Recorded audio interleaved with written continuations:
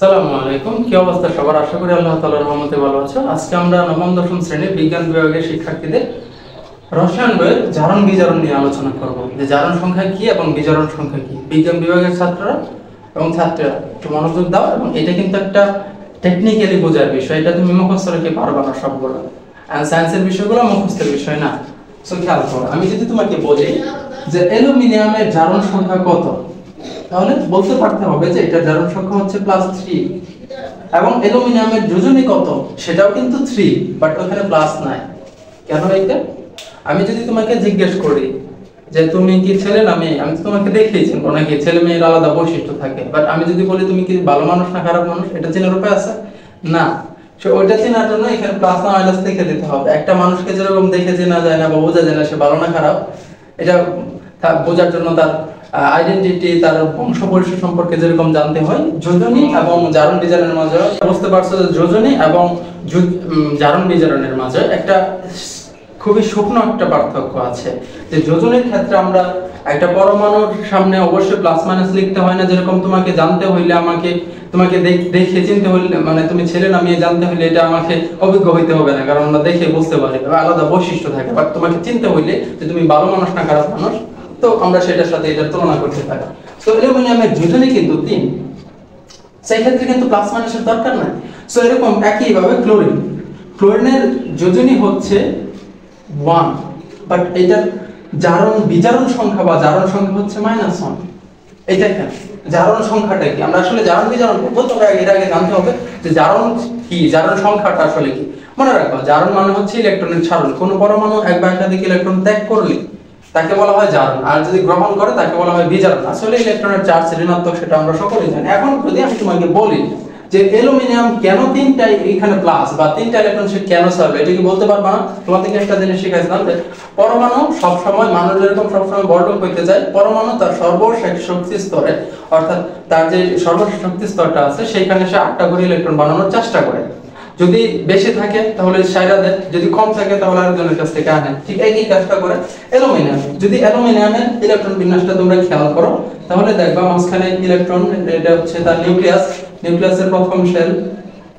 আমরা জানি যে প্রথম শেলে 2টা মাত্র ইলেকট্রন থাকে। তারপর হচ্ছে দ্বিতীয় শেল, দ্বিতীয় শেলে অবশ্যই 8টা ইলেকট্রন থাকে, এটাও আমরা জানি। তাহলে নিউক্লিয়াসের মোট ইলেকট্রন সংখ্যা 13, এখান থেকে অলরেডি 10টা চলে গেছে, তাহলে বাকি শেলে থাকলো কয়টা? 3টা থাকলো। এখন তুমি খেয়াল করো তো, তোমার কাছে আছে 1 টাকা, তুমি কি 100 টাকা বানাইতে পারবা? অনেক কষ্ট হবে। বাট যার কাছে 99 টাকা আছে, তাকে যদি তুমি ওই 1 টাকা দিয়ে দাও, বা সে কি 100 টাকা বানাইতে তার সমস্যা হবে? হবে না। তো এই বিষয়টা এরকমই। তার লাস্টের শেল আছে 3, সো কি করবে সে? এই 3 ইলেকট্রন সে ত্যাগ করে দেবে। তাহলে কি হবে? লাস্টের শেল ভ্যানিশ। তো এই যে 3 ইলেকট্রন ত্যাগ করে দিল, সেকে ছাইড়ে দিল, অর্থাৎ সে ধনী। সে ধনী লোক দেখে তো সারতে পারছে। তুমি একজন গরিব লোক তার দান করে না, বড় লোকরা এত সাধারণত বেশি টাকা দান করে। সো এই ক্ষেত্রে সে যে লাস্টের শেলের 3 ইলেকট্রন ছাড়ার কারণে এই শেলটা ভ্যানিশ হয়ে যাবে। যেখানে আমার শেলই নাই, ইলেকট্রনই নাই, সেখানে আমি শেল দিয়ে কি করব? বুঝো না এই বিষয়টা? কথা আছে না যে বাপ মারা গেলে, মা মারা গেলে বাপ তার হয়ে যায়। তো এখানে ইলেকট্রনই না, আমি এখানে শেল দিয়ে কি করব? সো এখানে দেখো, এখন শেল 2 নম্বরে কি 8টা আছে?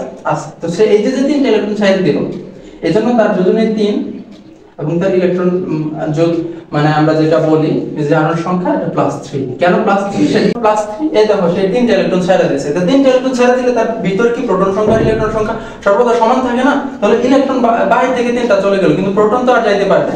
যার কারণে একই ভাবে আমরা যদি তোমাকে ক্লোরিনের ইলেকট্রন বিন্যাস বলি, যে ক্লোরিন কেন -1, সেম ক্লোরিনের আমাদের ইলেকট্রন কত? 17টা।